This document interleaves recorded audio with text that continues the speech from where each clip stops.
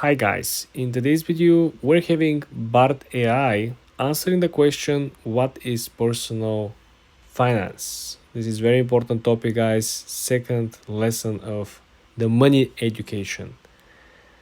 The personal finance in a nutshell it's an art and science of managing your money to achieve your financial goals.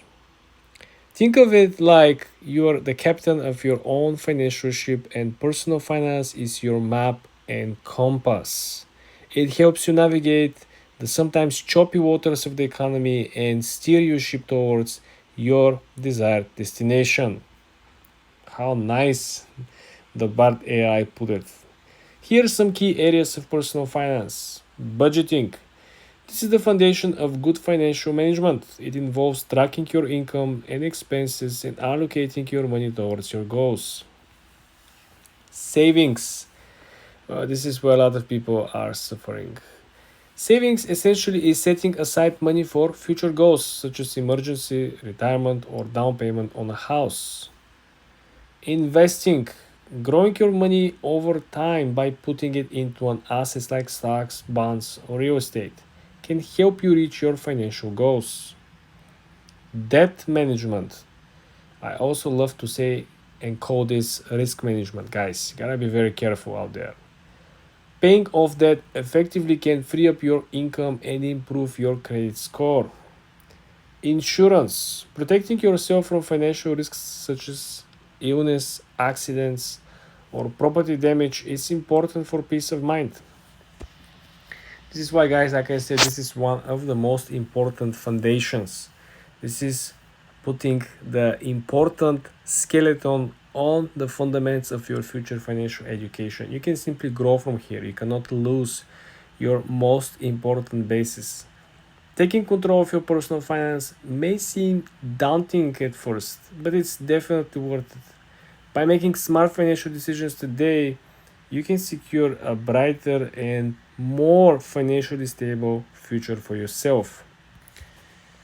What else they cover over here? Remember, personal finance is a journey, not a destination. This is very well said.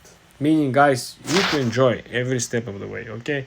Stop focusing on the number at the end. I know a lot of people focusing on $100 million goal, and that's it. They live 50 years and they just look at the goal. They don't pay attention or enjoy the process.